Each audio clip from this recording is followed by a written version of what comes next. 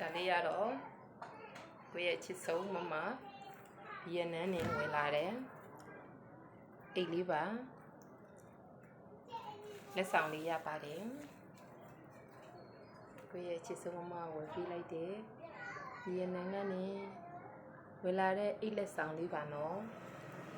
ချစ်မမကိုလည်းကျေးဇူးများကြီးတင်ပါတယ်အိတ်လေးလည်းအရန်ကြိုက်ပါတယ်ဒီချာလေးလွယ်ပြမယ်နော်ဟဲ့မဲလာအဲ့ပမာဝိစုံလေးနဲ့ဆိုလဲလှတယ်အခုလိုဘောင်းမရှိနဲ့ဆိုရင်လည်းဒါစတိုင်ကြတယ်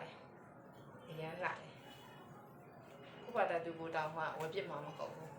ဘာလို့ဆိုတော့မျက်စိအမြင်သိမ့်မရှိဘူးဒါကကိုယ့်ရဲ့ချစ်ဆုံးမကကိုယ့်တူတူကဗီယက်နမ်ကနေဝယ်လာခဲ့တဲ့အိတ်လေးပါအရန်လဲကြိုက်ပါတယ်မဝစ်စုံလေးနဲ့ဆိုလို့ရှိရင်လည်းဒီလိုလေးပေါ့နော်ဒီလိုလေးပဲလာ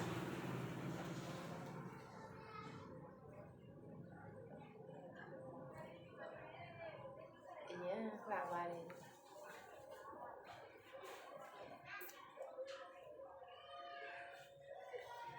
ကြွားပြတာမတရားလက်ဆောင်လေးဒါတော့ချစ်သူများနေ့အကျိုးနေ့ပေါ့ချစ်သူများနေ့အကျိုးနေ့ဒါကြောင့်928မေတ္တာနဲ့ဝင်ပြီးတဲ့အေးမြတဲ့ချစ်ချင်းမေတ္တာနဲ့ဝင်ပြီးတဲ့ချစ်တဲ့လက်ဆောင်လေးပါဒီလေးလည်းအရင်ကြိတ်တယ်ခုခေတ်ဆိုရင်ဒီအိတ်ပူစံလေးတွေကထစ်စားတယ်အရင်လေးပါတယ်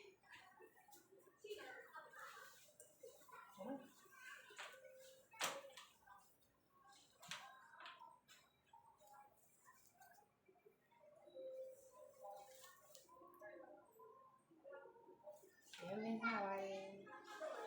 ဒါကောင်ကကလေးတွေနဲ့ဝတ်မယ်ဆိုလို့ရှိရင်လည်းရိတ်ကလေးတွေနဲ့ရင်းလာတယ်လို့ပေါင်းပြီးရှင်နဲ့ဝတ်မယ်ဆိုရင်လည်းစင်မြန်းမယ်ဆိုရင်လည်းဒီဇိုင်းလေးရလိုက်ပါတယ်ထားပါတယ်ရမ်းမလှတယ်ပြီးတော့ဒီမှာကျူးကပြုတ်ပြုတ်လေးရပါတော့